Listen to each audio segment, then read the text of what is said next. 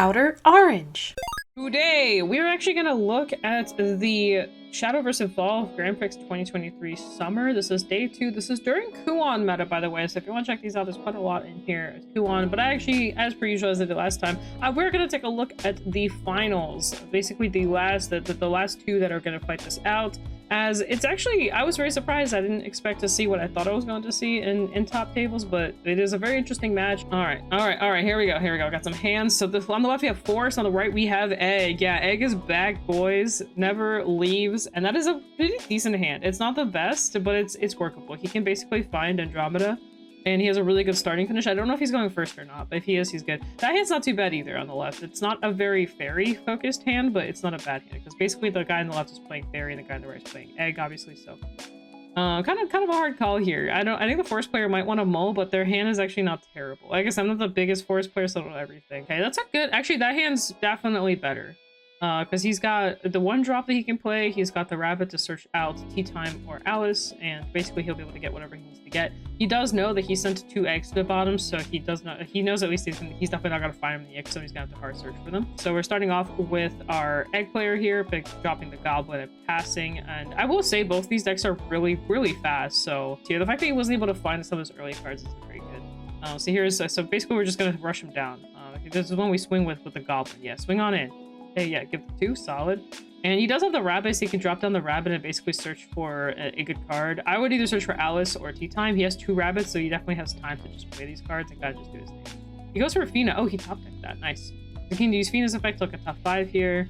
Basically grab a 1-drop. The deck runs quite a bit of 1-drops, so you can get there, depending on the list you're running. Like, personally, I run a lot of 1-drops. And there's the Andromeda too. Nice, perfect setup. You can use the rabbit to basically search for the Humpty and kind of just be all set up with that. Rhea here? Interesting. I guess he doesn't care about the Humpty so much, which is perfectly fine. If you're going to be playing a lot of egg, you really shouldn't be setting up for Humpty anyway, but picking up the Andromeda isn't bad either because then you can also set up that way. But Freya gives you more options to set up with Tin Soldier, which is very important. But basically here you can pass, and if the fairy person doesn't clear this board or do anything with it, then guess what? Homie's about to take 5 to the face for no reason. You got the fairy dragon. Probably gonna play the fairy dragon here. He doesn't need to risk losing the fairy dragon for a little bit, so he could probably play it and just hold on to it for a little bit. Thinking for a while, so he decided to drop the 2-drop instead. And basically, it's not gonna do much. She doesn't do anything insane. She's just a 2/3 body, which is still a good thing. But you know, the fact that he is about to take 5 damage to the face, so that's not very good. Shooting for 5, shooting down to 13, and then he could drop Freya, drop rabbit effect, get Alice or get Tea Time, and he's in a pretty good spot. Rabbit, he might just go after the egg here, to be honest. That might be actually what he's going for. He might be just setting up lethal. I mean, Alice makes more sense, but I think he's thinking like egg isn't terrible as well. Alice is definitely the play, I think, but the Humpty definitely sets up lethal, especially since he knows he's gonna get fairies coming out soon. And so he just does get the Alice. Usually that's the play. It's just too good of a card. Her or Tea Time. Sometimes I like grabbing Tea Time more because I like the high roll of just getting a unit and also setting up the amulet in one turn. Because if your high roll's a good card, you're in really good. But and sometimes the Alice just whips you, and then you just basically pay 4 mana for just the body that can be sure-fired. That's the only downside that there is with the card sometimes. But otherwise, it's still a good card, especially if you have like 10 on the board. It's like the best card to play. Also, her being in the graveyard is a good thing too. The more 1-drops you play early on, the better the game plan is for you. You usually win if you just open like 3 1-drops, which is he did open 3 1-drops. The one is in his hand, just waiting to be used. And he shuffled his decks. Now all those Humpties are out of that being stuck in the same area. So here's the bouncing cards. He's basically just probably gonna bounce back. I don't know, like Goblin or something. Probably the Freya, to be honest. The Freya's probably gonna get bounced back. Yeah, because then he can swing into the other dudes. Crash into the Fina. And then he can smash the 2-drop that he has into the Goblin. And both his dudes live with 20, so it's kind of bad trades for our egg player here, losing both board and the other board still staying. But it's okay, it happens. It's all good. We got our man down to like 13 life here. So now we have a couple options. We can basically drop the Alice, get some good cards, and pass. Chances are he hasn't seen a Tin Soldier yet. He'll probably get 10 off of Alice. So there's the Tin Soldier. Choosing to play for the board, which I understand. So he's going to use the effect to burn. That's not too bad. It's a little weird because he could also in the same energy just play the Alice, but now he's basically saying, hey, you have to swing to the bodies and you have to clear the Tin Soldier, or the Tin Soldier is going to basically do a lot more damage. So it's understandable. This is definitely not a bad approach. Alice, like I said, Alice can be kind of like a high roll sometimes, and sometimes it could go very against you. So another Rose Garner. He won't have 4 if it's Rose Garner. He's probably going to bounce back the Tin Soldier to hand, and then swing into the Freya, and then use the 2-drop to go to base. Yeah, he's gonna swing to the Freya,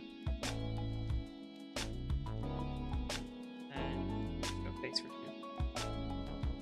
2. Cool. And then he's gonna bounce back. Oh, that's not the bounce, that's the fairy creator. Whoopsie, and he's gonna get some fairies in the EX zone. He's basically starting to finally set up his fairies, because normally this deck, like at this point, should already have like fairies on the board, but he's kind of seeing the other end, which does happen. It's the downside to the fairy deck.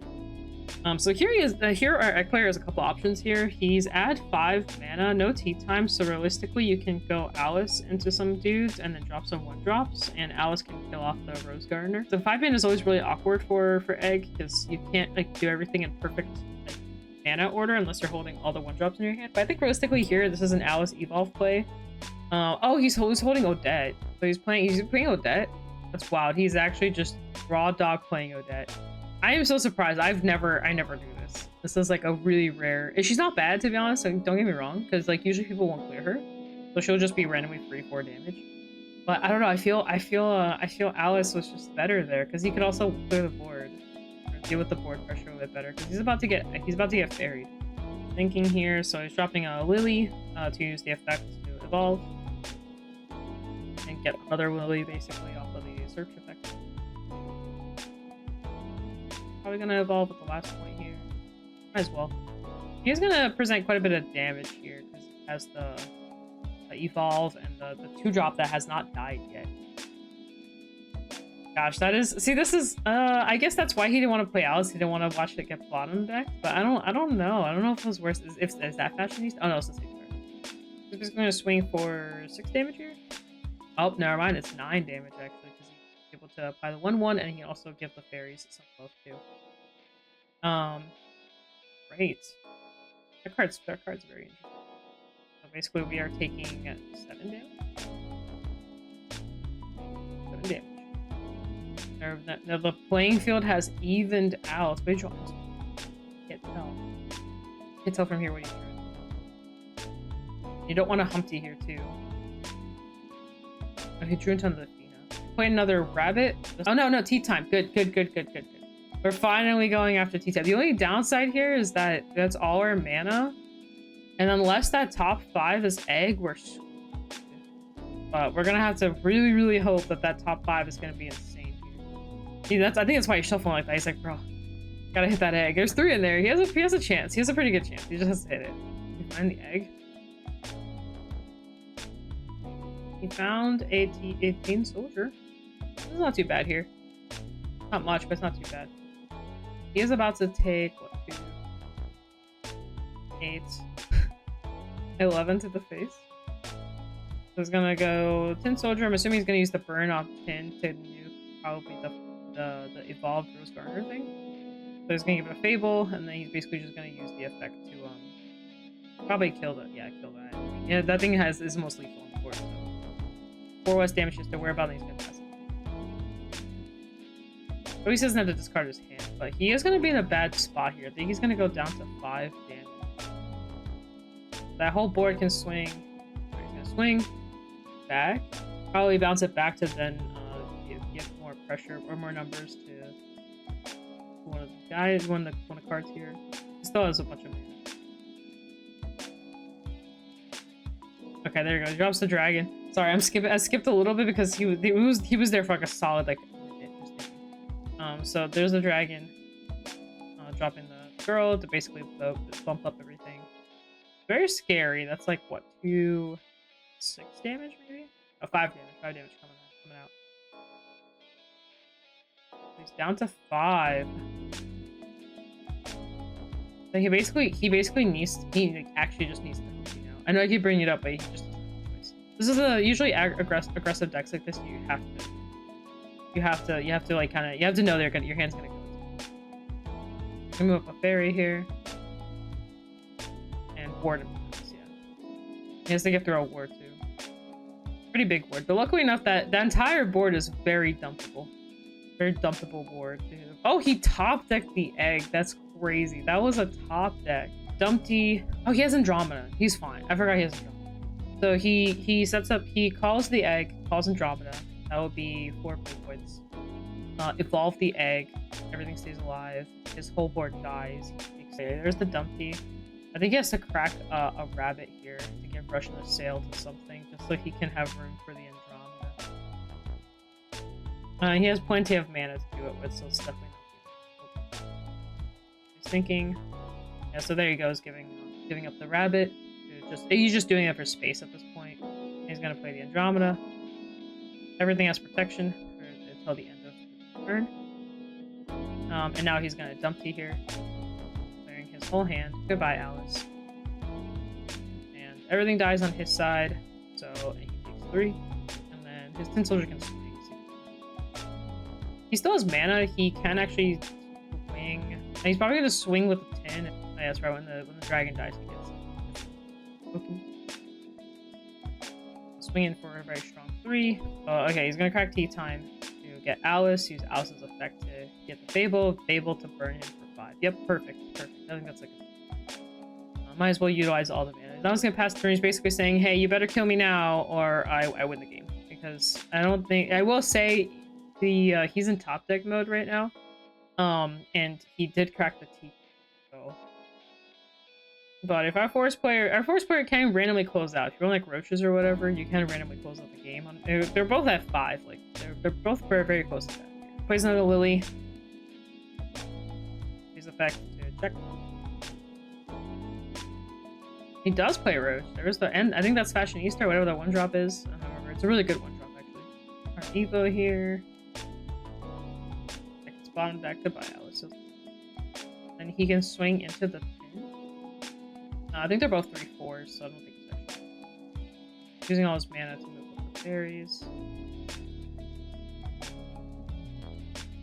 As well. He's basically saying, "Alright, I guess this is it. That's all I got." Dang, that top 4 was really good too, though. He had some good cards there. So he's basically like, "Alright, well, I have nothing else to do, right? You have no open mana. I'm just gonna swing for 3, swing for 4, and that's game." Interesting. I think our fairy player bricked a little bit, and I will say that top deck Humpty completely saved him. He was booked if he didn't top deck the Humpty. See, no Humpty? Humpty! Like, jeez Louise, like, oh my gosh, that actually saved him the game. Because I think he played a little too slow early on where he wasn't really setting up his EX zone. So if he just honestly just played Alice, I think he would have found the Humpty anyway, but it probably would have been better if he found it like that than having to do all this weird stuff, because he would have also had a backup plan in case the fairy player randomly came back. But that Humpty in this exact situation, like, actually just saved him, because this is like, what, 3, 2, 5, 9, 12, 14 damage evolved, maybe 15 damage on the board, and then on top of that, the fairies are in the EX zone just ready to fight.